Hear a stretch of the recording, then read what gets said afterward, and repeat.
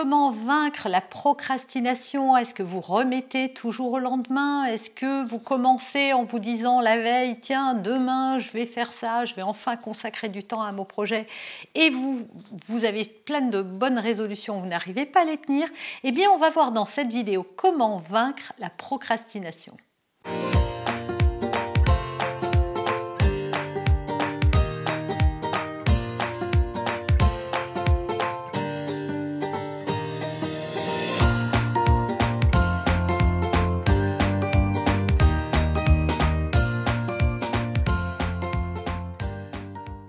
Bonjour, je suis Noémie de Saint-Cernin, votre coach en développement personnel et en parentalité. On voit aujourd'hui un sujet qui touche énormément de personnes. Je pense qu'on est tous, un jour ou l'autre, touchés par la procrastination, et on est tous touchés par elle, surtout sur des tâches qui sont inintéressantes ou qu'on déteste faire, comme des papiers, du ménage et plein d'autres choses encore.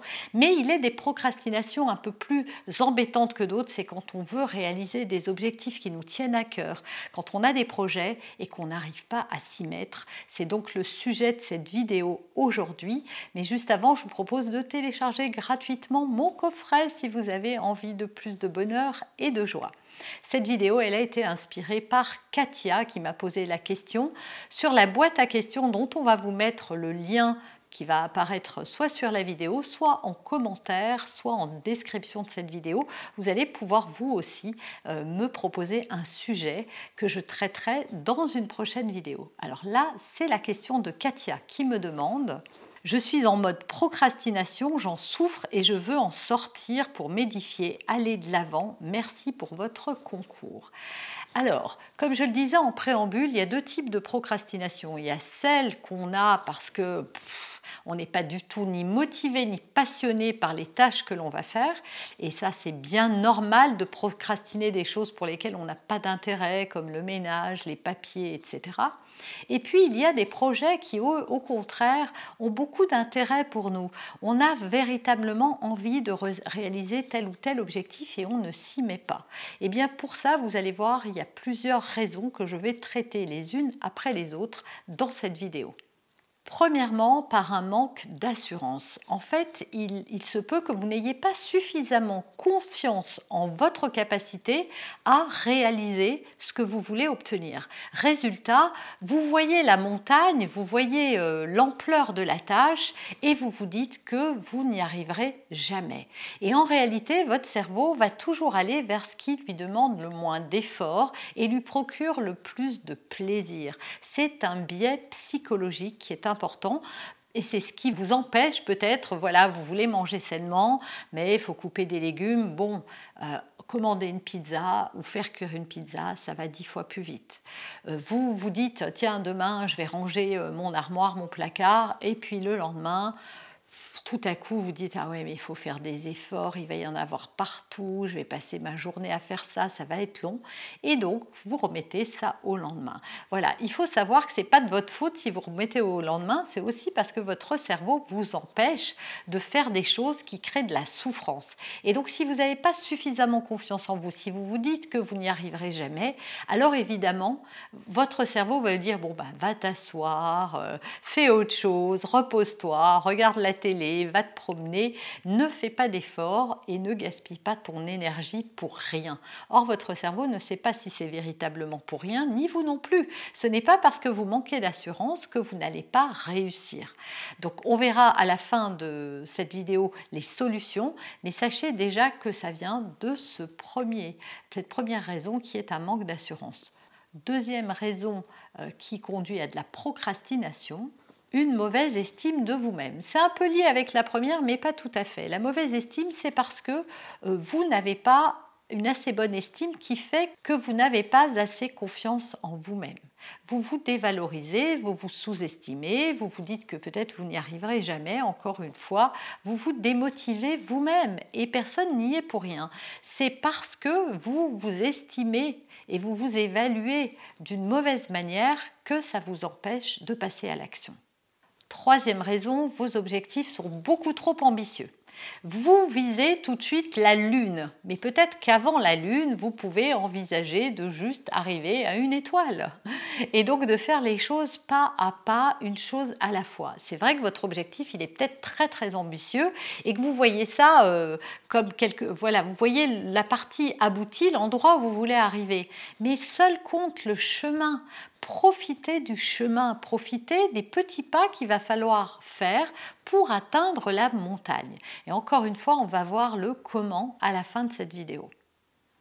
Mais retenez déjà que si vous mettez des objectifs trop ambitieux, évidemment, ça va vous décourager, vous démotiver et encore une fois, activer la souffrance dans votre cerveau et lui qui va vous dire « Non, non, non, c'est trop, oublie ça tout de suite et va manger des gâteaux en regardant la télé. » Quatrièmement, la peur de l'échec.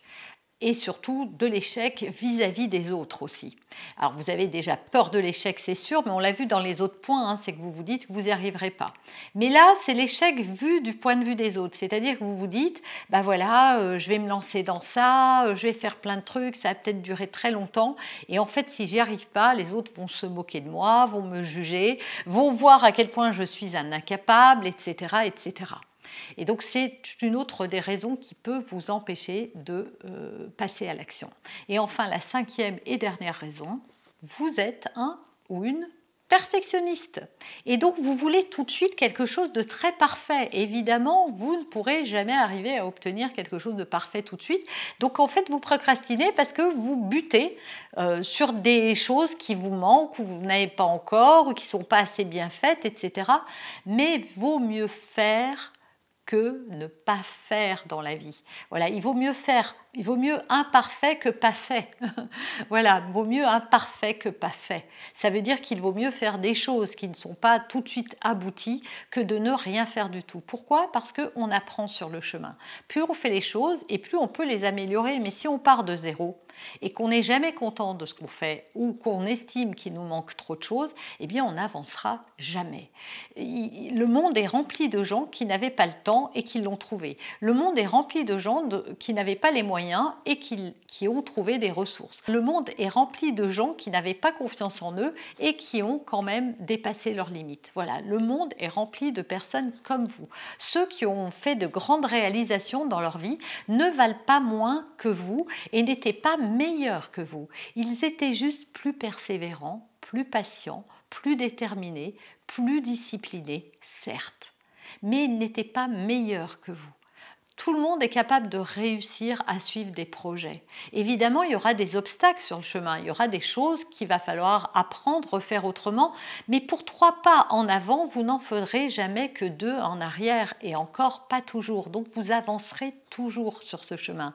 Et donc seul compte le chemin, parce que seul compte les ressources que vous allez trouver, la manière dont vous allez progresser.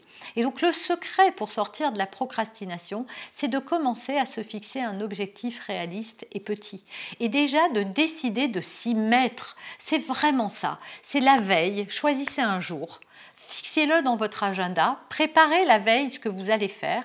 Dites-vous que vous n'allez consacrer que 10 minutes à cette tâche et pas plus pour éviter de réveiller la partie de votre cerveau qui va actionner de la souffrance. Et dites-vous, voilà, si je dois démarrer ce projet, c'est quoi la première étape? C'est peut-être de passer un coup de fil. Demain, je passe un coup de fil. Si je veux ranger toute mon armoire, peut-être que je peux me dire que je peux commencer juste par un tiroir et dans ce tiroir de choisir que les chaussettes, par exemple. Et que demain matin, à la première heure, et surtout c'est important à la première heure, parce que votre cerveau est plus capable de faire des tâches ingrates ou rébarbatives le matin au réveil, parce que vous êtes plein d'énergie, plein d'entrain. Et donc c'est de vous dire, voilà, je fais ça pendant 10 minutes seulement, et si c'est pas fini, c'est pas grave, je referai 10 minutes demain. Et vous allez voir, l'action appelle l'action. Et surtout, ça va calmer votre cerveau, parce que comme vous allez peut-être prendre du plaisir à faire ce que vous faites, et surtout avoir de la gratification en voyant ce que vous avez réalisé, en vous disant, voilà, je suis fière de moi, et c'est ce qui va vous permettre d'actionner tous les leviers qu'on a vus. Parce que quand vous réussissez les choses, chose, ça remonte l'assurance que vous avez en vous. Ça décuple la confiance que vous avez en vous. Ça évite que vous soyez soucieux du regard des autres parce que c'est votre propre regard qui compte. Et vous êtes fier de vous-même. Et c'est ça le seul regard qui compte, le vôtre. Or, si vous ne faites rien, qu'est-ce que vous allez penser de vous-même dans 5 ans, dans 10 ans, dans 20 ans? Il faut commencer vos journées comme si c'était la dernière.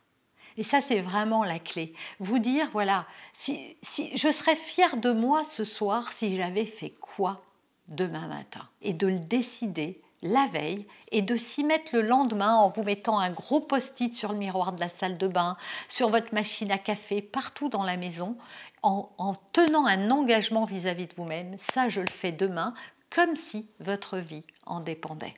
Voilà, j'espère que cette vidéo aidera Katia et aidera plein d'autres personnes. Si vous avez envie de me suggérer des questions, en tout cas des sujets, n'hésitez pas, on vous met la boîte à questions, le lien est dans la description de la vidéo. Et moi, je vous retrouve très vite et très bientôt pour un prochain sujet.